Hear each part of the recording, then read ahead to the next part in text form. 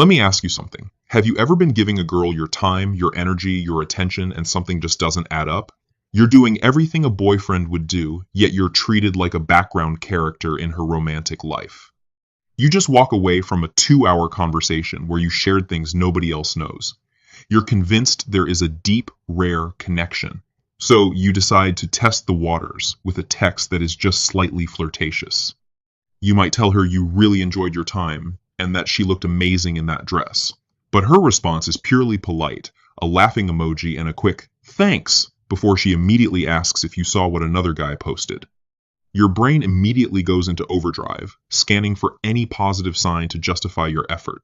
Your brain is running a survival program called signal detection theory. It's desperately hunting for patterns of love in a field of static. You see a deep connection. She sees a reliable emotional outlet that stabilizes her mood without triggering her desire. The reason you're stuck isn't because you're not enough. It's because you've unintentionally become her emotional insurance policy. To break this loop, you have to recognize the quiet patterns that prove you are already in the friend zone. I've been that man. I sat with my phone and watched a conversation go cold and told myself, she's probably just busy, only to find out she was busy with someone who barely gives her any support. As men, we are wired to solve problems and protect, so we think being useful equals being loved. It doesn't. You're the one she calls when her car won't start or her boss is a jerk. You think you're building credit. You think you're proving your worth.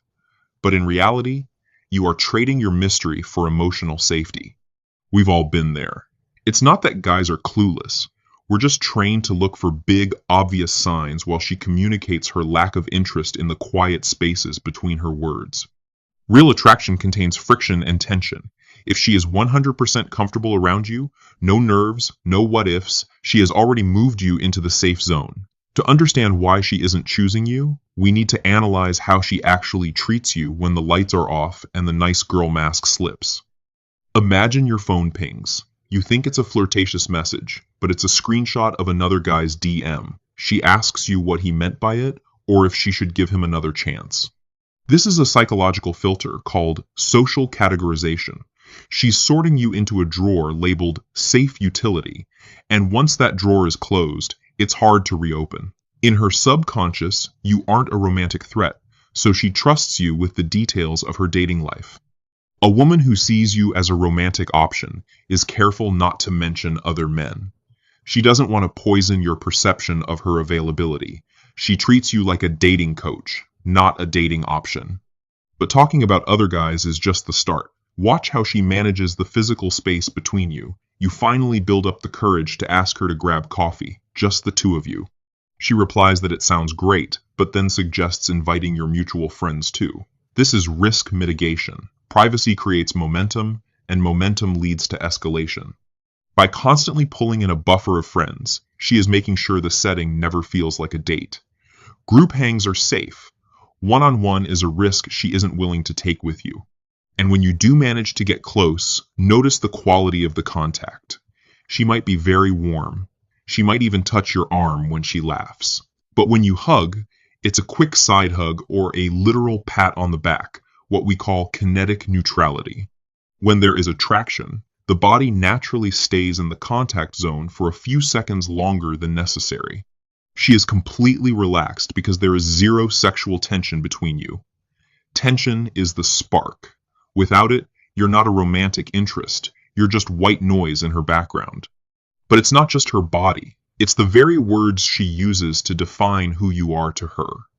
Even more revealing than her body language is the linguistic cage she builds around you. You might hear things like, "You're the only guy I can really trust," or "I wish I could find a guy just like you." On the surface, this feels like a compliment. In reality, she's using social priming to build a linguistic cage around you. Every time she calls you bro, she's tightening the lock on your romantic potential. She is planting a flag. You are the perfect man for someone else, just not for her. This becomes truly confusing when you finally decide to walk away. You stop texting. You stop being the 24/7 therapist. Suddenly, after 3 days of silence, your phone lights up with a message from her, asking where you've been and telling you she missed talking to you. This is the dopamine loop. She doesn't want to date you, but she doesn't want to lose the emotional validation you provide. She isn't reaching out because she realizes she loves you. She is reaching out to perform maintenance on a resource she has grown used to. As that connection stays safe, she begins to drop all filters. A woman who is attracted to you is always slightly guarded. She wants to present her best version because there is a risk of losing your interest. When she starts telling you about her gross habits or her messiest secrets without a hint of shyness, you have entered the danger zone. The sexual mystery is gone. Vulnerability without tension is just a friendship. This brings us to the most brutal realization of all, the reason why all your effort is actually working against you.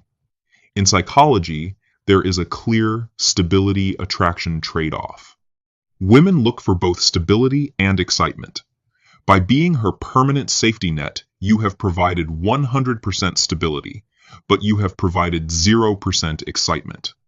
Your availability is her stability, not her attraction. By responding to her crisis in 0.2 seconds and being her 24/7 support system, you have traded your sexual power for emotional convenience. She needs you like a shoreline to rest on, but she will always look out at the horizon for the man who represents the waves, the uncertainty she actually craves. If you've realized you're the safety net, you have to decide if that is a role you are willing to play any longer.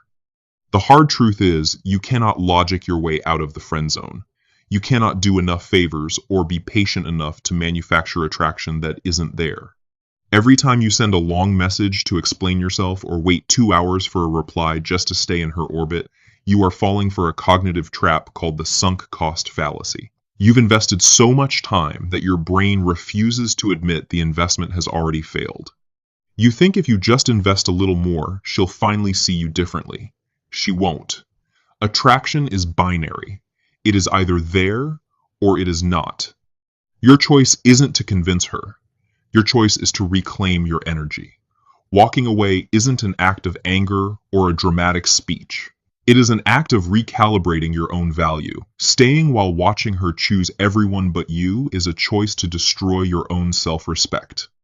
If you've ever missed a sign like this in the past, or if you've been the good guy who waited way too long for a moment that never came, drop a comment. Trust me, we've all been there. It's not about being a failure. It's about finally seeing the pattern for what it actually is. The friend zone is only a prison if you choose to stay in the cell. Today, you have the keys. Take your energy back. We'll speak soon.